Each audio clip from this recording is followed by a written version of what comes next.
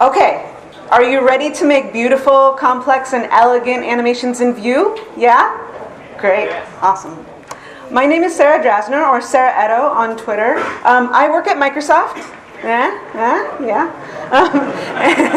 And I'm also on the Vue core team, and I also am a staff writer for CSS Tricks. If you've ever used that to look at Flexbox or something like that, that's one of the publications I work for.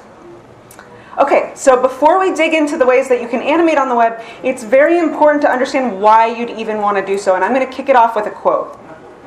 In regular life, we've evolved to perform acts that flow more or less seamlessly. We're not wired to deal with the fits and starts of human-computer interaction. A computer might quickly understand a Boolean state, but humans aren't really evolved to understand that, right? I mean, if somebody came into this room, they wouldn't just appear on the stage. You'd see them kind of slowly transition into the room. They'd be smaller and then bigger and then on the stage. And in fact, your brain can't handle understanding things that do that. Our occipital lobe only works in 100 millisecond bursts, and this is the source if you want to check it out later. And in fact, if something appears before you, it's actually a bad thing. You don't want something just appearing before you as a person in real life. That's kind of a scary thing. So we really want to understand how animation can help us between those two states and negotiating our spaces in these virtual environments. And timing is incredibly important. If you visit Groupon's page, immediately this modal comes up. And I haven't used it or worked with it at all, and all of a sudden it's in my face. I'm just not even sure if I want to give it my information yet or if it's going to be a good thing for me. So it's kind of like, whoa, slow down. You know, it's kind of like proposing on the first date or something. If you think I'm being picky, Google also agrees. And they will drop your SEO if you have a timed interstitial like this on mobile. So if you have a site that does this for responsive, they'll drop your SEO. So here's an example of how we can gain spatial understanding on the web. This is an example from Code Drops. And you can see how if you're going to this movie theater, you have a much better idea of where you're going to be sitting as an audience member as you're purchasing that ticket. So if I had the choice between two movie theaters and one where I could pick using something like this, I would definitely be using that form. Without transitions, we lose an opportunity. Things look jarring and don't really fit totally right. We have to remap every interactive space. In Paul Bacchus's Illusion of Speed, he addresses some studies that show some of these movements. So anyone using a computer who sees something with a bunch of different things imposes a cognitive load, so they're remembered as very long. It feels long for the user to continually remap those spaces, whereas one long continuous movement to the user feels shorter. So I made this pen to show what that might look like. In this instance, we have a map marker, and that becomes a contact form. Labels move out of the way to gather input, and they become loaders, which in turn become the success. And now it's getting put away. So if I asked you, where's the contact form? You would say, it's in there. But there's no in there. It's just divs and form elements absolutely positioned inside of each other. And I also showed you many, many different views. But instead of it feeling like it's one thing after another, it feels like one long continuous movement that was just one pattern. So people often ask me how to animate in Vue, but the amazing thing is there's not just one way. We're going to go over a few of those ways today. So we're going to cover the transition component very briefly, just in case people haven't worked with it before. Then we're going to move into transition group. And then we're going to talk about watchers and reactivity. We'll talk about custom directives. We'll do some really fun stuff with page transitions, and especially Nuxt page transitions. And we're going to do some data viz at the very end and use serverless functions for that. So we're going to start off a little bit basic, and then we're going to get more and more complex. So if you miss the beginning part, the end won't make as much sense. So you got to kind of come through. And if you want to take a nap at first, that's fine. The cool stuff is going to happen right at the end. Okay, so the text area is just a normal semantic text area, except it has one difference, which is the V model directive. And as you understand, it establishes a relationship with the data and it outputs here. So we can do something like this, right? This is kind of something that you see right off the bat when you're working with Vue, and it's very powerful. Right away, you can get to see that you're getting to store the information and it's outputting as we work with it. And in terms of animation, because that relationship was made with such ease, it's also incredibly easy to animate it all over the page. So you already know how half that demo works. By the end of the talk, you'll know how the other half works. And along with the other abstractions, this speeds up your development in a really cool way. So we're going to talk about some of the things that you might not be using that are in Vue that are really, really awesome. So okay, first let's cover the transition component. Let's say you have a modal component and it only shows based on a condition. So we show it like this, but that's not really great, right? We just talked about how Boolean states are not very good for users. So let's make it a little bit better. Oh my gosh, goodness. If you haven't worked with it before, here's what the transition component looks like. It wraps around the conditional and it's super simple to implement. And here you can see that we have a few different ways of describing what we're doing, and we're describing what's changing, so all of these are hooks. Basically, we have an enter state and a leave state anytime it comes onto the page, and we have the second before it starts entering, while it's entering, and when it finishes entering, and the same for leave. So all pieces are optional. So if we're going to make a transition, something that decides when something is moving in between things, it would go into enter to interactive. So here's like a very simple example of that. And here's really what you need in order to create a performant animation. A lot of you have probably copy-pasted something like this from the docs if you were working with Vue transition. So we can trigger that modal and make it come in and out, so that works. And that's great, but what would happen if we needed to blur the background out?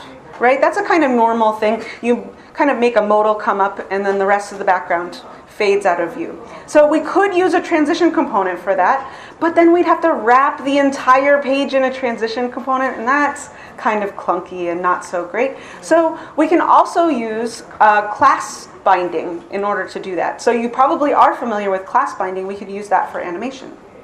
So this is a pretty legible way of adjusting those classes on a state transition.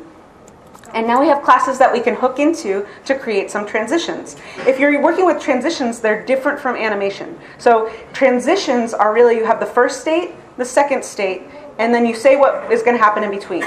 But it's a very declarative thing, right? I can change the end of that, and it will always we're just stating what happens in the middle. In terms of animation, you're being much more imperative. You're actually stating every step, but it allows you to do lots of in-between states. So many, many things can happen. So here we have something better with minimal effort. It shows and hides the modal, and it blurs out the background, and everything is based on components showing a condition. So we don't have to do a lot to do something like this. This is actually just a class and style binding using perspective in CSS to make this kind of goofy Tron animation. So if we looked at this very simple Vue instance, we're basically tracking the coordinates. I could have even actually put that inline, right? I wouldn't even need to create it on the Vue instance itself for a method. So that's what it looks like when I'm using it. We're changing the perspective origin based on your coordinates on the page. Cool. So another really cool thing about that transition component, and this is going to come in really handy later, is transition modes. And what they allow you to do is allow you to state, again, very declaratively, whether you want, usually things kind of transition in and out at the same time, but maybe you want something to finish going out and then the next thing to come in. And that's really going to come in handy when we do page transitions later, because we want the whole page to transition out, the next page to transition in. And if you don't do this, you get into these kind of clunky things where two things are in the DOM at the same time as they're transitioning. You can get around that by offsetting, by doing like a delay, the length of the animation, but if you change the timing, you got to change it twice, and not so great. With those transition modes, you don't have to do anything. You just literally specify transition mode out in. And here's an example of that in action. This is 2 elements. It looks like it's just 1 element flipping over, but it's actually 2 elements. So one element goes like this, flips to here, and the other one's waiting like this, and then flips down. But because I have that transition mode, it's automatically going to do it in sync with the next element. So really nice. And of these 2 transition modes, the one that I always reach for is out-in. I'm sure that there's use cases for in-out, but just start with out-in, and you're probably golden. So we have the transition component, the transition mode, and here we're using a slot to replace that content from that demo earlier. Oh, by the way, all of the demos I've written for this talk are all open source, and I'll show you the deck later so you can go play with all the code and fork it and do whatever, break them. Okay, so we talked about transitions. What about CSS animation? So we still use the transition component, but now we're going to assign classes to the enter and leave states. And that way we can reuse animations or plug into CSS animation libraries with a lot of ease.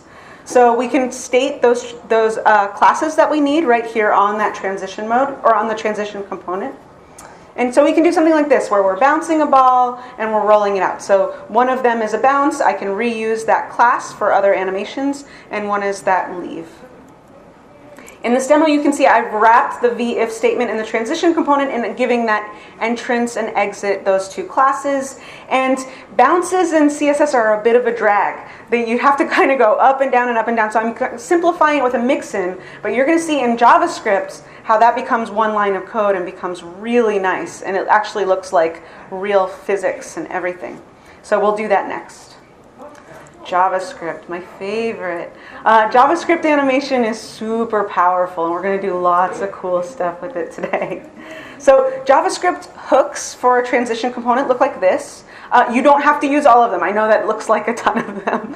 I also have Vue snippets you can use with VS Code. So there's a V-anim snippet that kind of poops out all of this stuff, and then also in methods it does the same. So one thing that you'll note here is that we're binding CSS to false. We have to do that so that it's not sniffing the CSS to look for the animation, and it knows to go look in methods for JavaScript. So here's really what I usually use. It's like enter and leave and CSS false. That's usually what I need.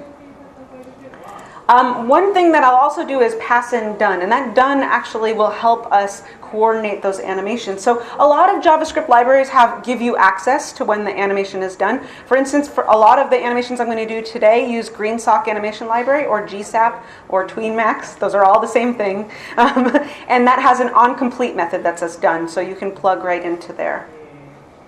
And so in this demo, we can hook up vModel and animate our text onto the book in a playful manner. So we've got that before enter, CSS false. You know, kind of familiar with this now.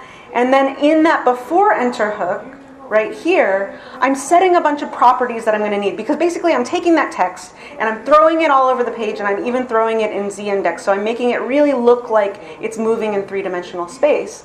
But I set it in JavaScript instead of CSS because I'm maintaining that code, but maybe somebody else is also maintaining that code. And those properties don't change the appearance of those elements just when they're not moving. So we're developers. We like to delete things that don't need to be there. If someone else comes along in your CSS and sees something like this, they might say, oh, well, this is not being used. I'll get rid of it and get rid of the animation. So I keep it in the JavaScript so that I know that that is associated with this animation. The other thing that's nice is I'm using some perspective pieces that I can adjust, and it really changes the appearance of the way that that animates. Now, when I use the animation, this is the really fun part. I'm making a for loop for all of the words, and then I'm splitting those words apart. So there's a thing for a GreenSock called split text. It wraps each word or character or line and allows you to animate them individually. So I'm taking each one and I'm throwing them around the screen, mostly on the Z-index. And that last line is me plotting it onto a timeline. If you're not familiar with timelines, there's lots of great documentation on it. It's kind of out of the scope of this talk, but you should definitely check them out. This is such a super party. We just, in just a few lines of code, we were able to create this great relationship and also this demo where we're throwing things all over the screen and the user gets to see them animate back onto the page. Cool. All right, transition group. This is a really, really cool one, and a lot of people underutilize it. So, if you, how many of you are familiar with Flip? Do you know what Flip is? Almost no one. Okay, now it's an education experience. All right, Flip is a technique that stands for first, last, invert, and play. And it's a way to get really smooth transitions on the web. And those transforms, we do this by taking transforms on each component. So we're getting the areas that those components live on and figuring out the spaces in between them. And we do that by either getting bounding client rect, or by getting get bbox in SVG, and then we get those coordinates, and so we can find out the spaces in between them and make sure that we're using transforms. But the only trouble is it's very difficult to implement. I mean, it's just kind of a pain, and it's okay if you just have 2 units, but imagine you have many, many, many items all over the page, then it really becomes a drag. So you really want to use programming to help you with that task. So what transition group will do is it implements Flip under the hood for you. So it makes really beautifully performant animations on large groups of items. So we can play this game of lazy Sudoku where we're clicking the button and eventually you might win. This is from the docs or the guide if you're familiar with this one. So I really love this one. There's also a really great post on Snipcart about how to work with and implement transition group. So how might we use this on an application? That seems like, I don't know, great, but when would you use this? So I made this e-commerce site, which is just an application that's open source on GitHub, and I also use serverless functions to connect with Stripe, so it's fully functional. You can buy things and everything. And in this, you can see how we're changing what's being shown as available by using that transition group. That transition group, every time items are showing up or not showing up, we have them transitioning beautifully onto the page. So that would typically take hours of calculation not using something like transition group. We're just wrapping that component. So in app sidebar.view, we have this input that is going to go, communicate to the parent component. And in pages index.view, so we're using Nuxt for this one. So every page in Nuxt is also a single file component. So we're basically showing all of those and we're wrapping them in a transition group. And this is all the CSS I'm using to transition all of them, because basically we're saying just if they're coming in or going out, then please apply this movement. Cool. Okay, we talked about the transition component.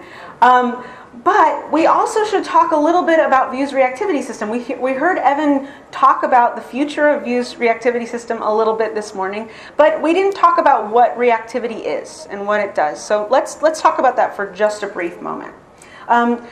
Vue's reactivity system and reactivity in general is really good for updates, which is really great for animation. So asynchronous tasks, and also animations fits into anything that's kind of changing based on a condition. So the way that we're going to plug into the system is called watchers. You're probably familiar with watchers.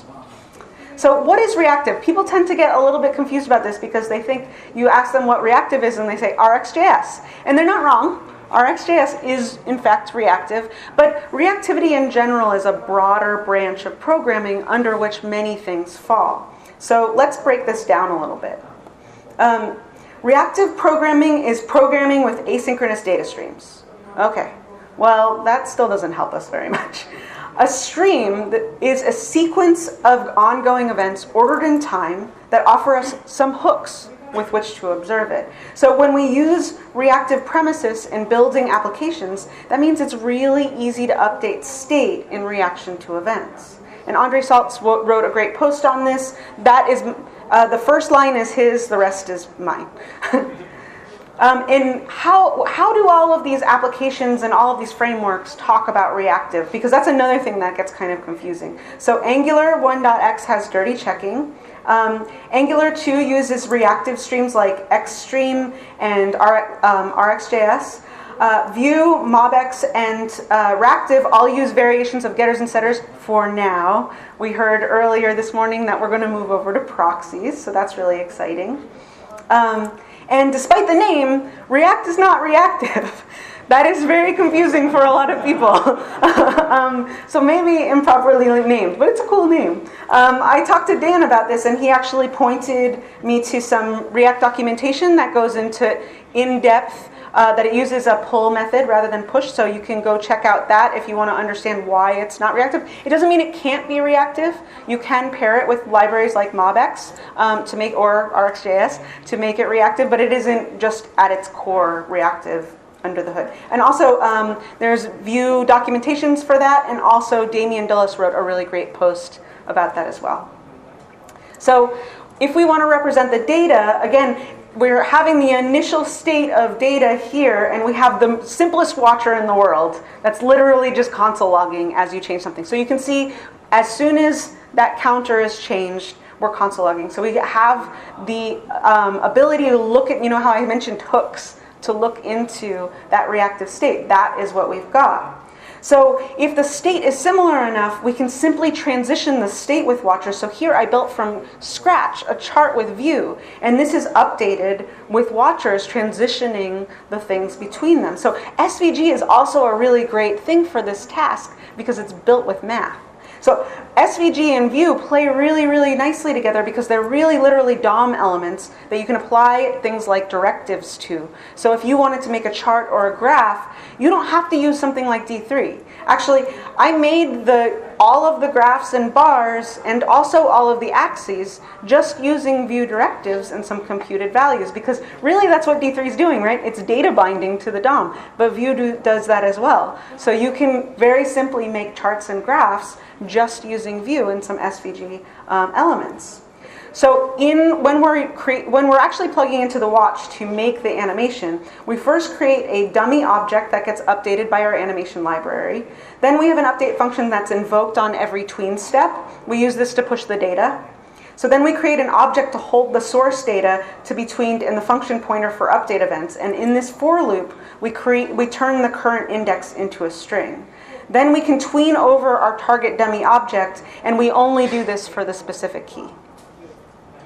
So then we can make something like this, where we're using animation in watchers to create something like this time difference style. I travel a bit, and all of my coworkers do too, so we're all in different areas. So I wanted a way of tracking not only my time, but maybe wherever they are as well. So here you can see daytime, nighttime in all of the different areas, and you can also see this animation change from day to night as that changes too. So the way that we're doing this is we're plugging into a watcher for it. Every time that dialogue changes, we're creating an animation, and we're going to change and update the events. So one of the methods here, as a side note, makes use of a native method called toLocaleTimeString. This is a really cool method because for those of you who have used Moment.js, which is a gigantic library, you can get rid of it by using this, and it even respects daylight savings times too. So you can remove an entire giant library by using this native method that just got support. So that's really cool. With Vue, it can also respond to synthetic events midstream, like this bouncing ball in SVG. So I can update the radius and the height of that ball while it's moving.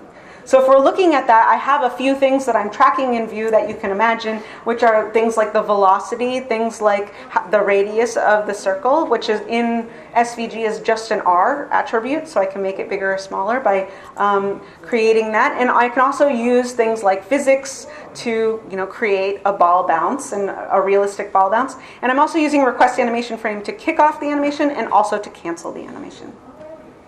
So let's look at this little Wally I made in a dribble shot. Wally has a looping animation for the way that he kind of like looks around and does the bounces and stuff. And he's kind of tracking that mouse, but in this case it's not a mouse, it's his little cockroach friend.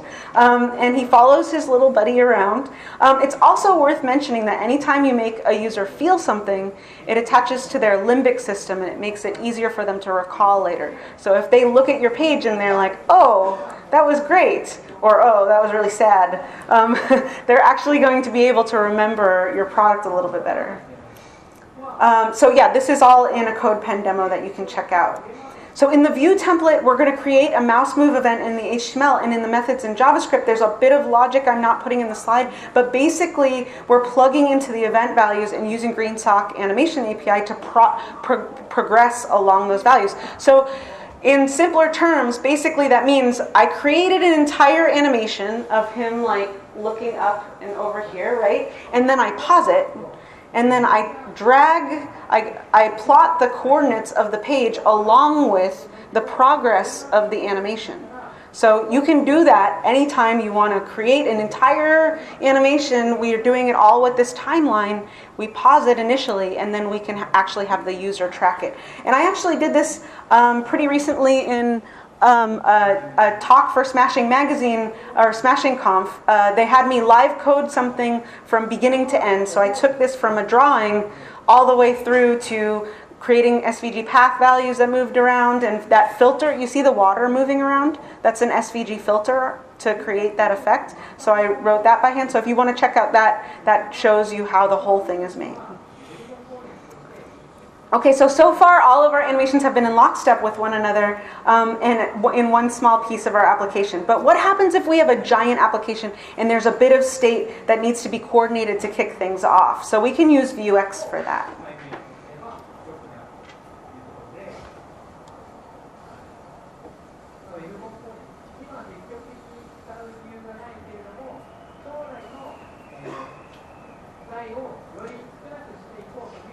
You can't hear it, but there's sound too.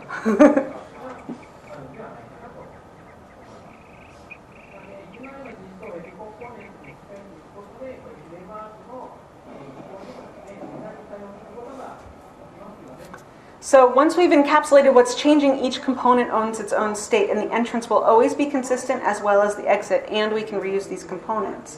So in this example, I'm not passing the state around. I can create a central store in Vuex, and I can number the templates and toggle them. So here it's really very basic. We have each template going, numbered, and it goes from one to the other, and it loops back around at the end.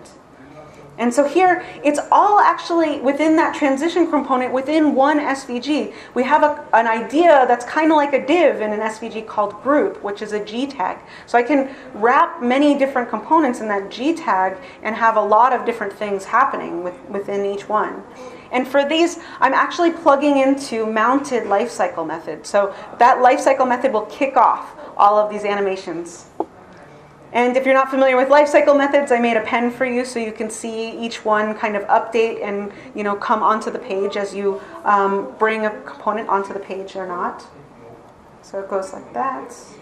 And now we're going to work with custom directives. So you all are familiar with directives, right? vModel, v4, and so on and so forth. How many of you have made custom directives before?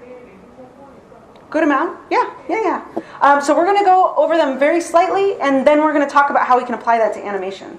So here's a Vue custom directive, and it's probably most common to hook into bind, and it's not that useful yet. I've just made this tacking component, and it will just stick it 70 pixels from the top? Yeah. And so this kind of doesn't do much. But now we can do one better. We can create a V-Tach method and pass in 70, which is the amount of pixels that will be stuck from the top. And so this gets a little bit better. Now we can put it on the page, and now we can scroll down the page, and it's stuck to that part. But we can do one better than that, and we can pass in multiple values, and now we can stick things anywhere on the page and scroll around. Cool. All right. So let's create something that we would do with a giant library. Usually if we want scattering animations that happen when we scroll down a page, maybe you scroll and something happens and something else happens, we'd use something like waypoints, or we'd use scroll magic or something like that. But we can actually use Vue directives and get rid of those giant libraries and have a very, very small piece that kicks off an animation when it hits that target. So we're cooking with gas. We emit an entire library like waypoints, and we use custom directives. And then we can take it a step further. So we can do scrollytelling with D3 to make all sorts of cascading effects that happen over the page, and it's just done with one animation or with one directive. So here you can see that directive. It says VD scroll right there. And then here is what that method calls. It calls some D3 logic that makes the circles go bigger or what have you, reorganize as you scroll down the page.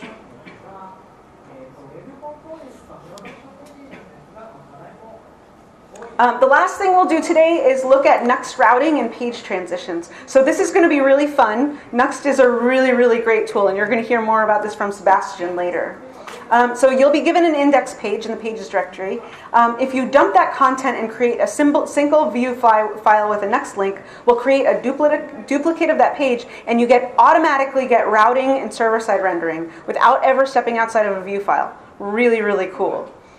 So Nuxt is amazing because it already provides us with a transition hook, which we can apply to transitions on the page. So just by using Nuxt, I can just have some of this CSS on the page, and I already have page transitions. That's so simple. I mean, that is so great. We didn't have to do a lot to get a lot accomplished. Usually, you try this, and it's like, oh my God, page transitions are way more complicated than I ever imagined. And we don't just have to use transitions, we can create animations also. Don't do this. This is just me messing around. Don't ever do this to your users. So my favorite thing is the JavaScript hooks. We have transition modes, remember the out-in that we talked about earlier, and we can use these hooks to create all of our animation logic. So here's where that out-in mode is.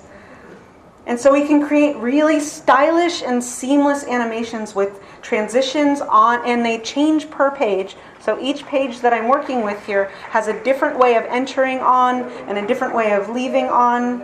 And because it's SVG too, I'm using SVG for all of these mountains and things, you'll see when I start to scroll the page down that it stays totally stable. So this is all, again, open source. You can check out all of that stuff, and you can check out the demo online as well. So let's do another really, really cool thing with page transitions. The web has come under critique in recent years for appearing dated compared to native applications where things can really transition and have really fluid experiences. Transitioning between two states can reduce cognitive load, as we mentioned earlier. So if we don't have to remap that from page to page, the user really gets a sense of where everything is, where everything's going, and it can retain the idea of that identity and the idea of where it's going. So nothing just pops out at you. So in order to create this, in store.index, I'm storing the page that I'm on, and I'm also creating a mutation to change that page. Then in middleware, I'm going to actually commit to the store and change the page based on the root, and then also I'll have to register that middleware in nuxt.config.js.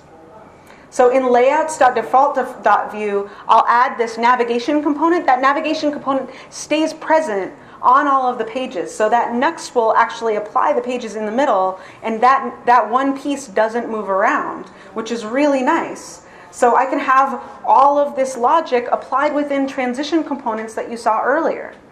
And then whenever things are entering and leaving, I can apply a class to each page and remember how we talked about transitions being very declarative? I'm just saying where it's going. That's it. I'm just saying, go over here, and I've applied what has to happen in between, and then it gets applied per page.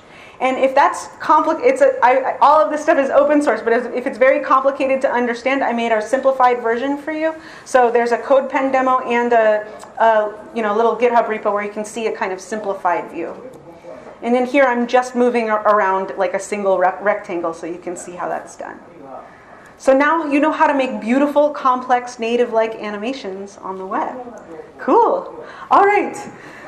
We have like 2 minutes left, and I'm going to do one more thing. We're going to do data visualizations in Vue. So personally, I think serverless is a really interesting thing with a really clickbaity title. Everyone will tell you, like, you're still using servers. That's true. But the promise of serverless is to spend less time setting up and maintaining a server. You break things down into functions that basically state, when this request comes in, run this code. And so they could be really powerful. And for that reasons, people call them functions as a service, or FaaS.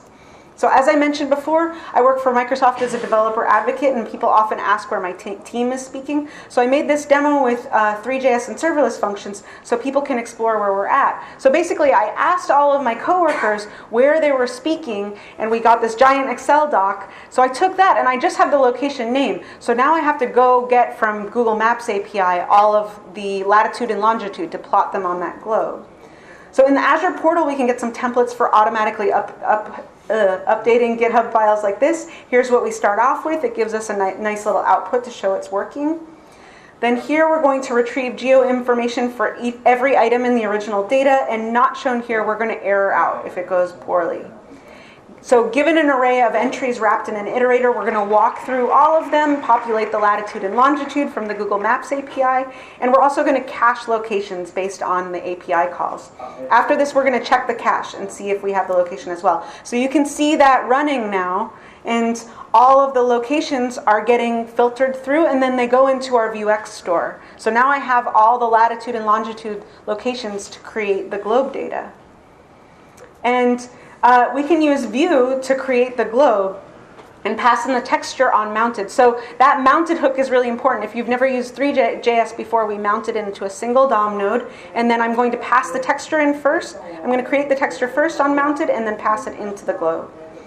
And not that you'd want to do this, but because Vue and 3JS play so well together, I can change the shape of that globe with one line of code. I could pick a torus knot, a cosahedron, what have you. And we can create myriad data visualizations in Vue and 3JS doing very little. Vue.js makes it extraordinarily simple to create complex and beautiful animations that feel seamless for our users. We can connect states and reduce cognitive load for things that are changing in our application with ease. I'd also like to say on a personal note that sometimes building and maintaining large applications under corporate deadlines can kind of burn you out. And I was starting to feel a little bit burnt out. When I started working with animation, I remembered why I loved the web so much again. Thank you so much.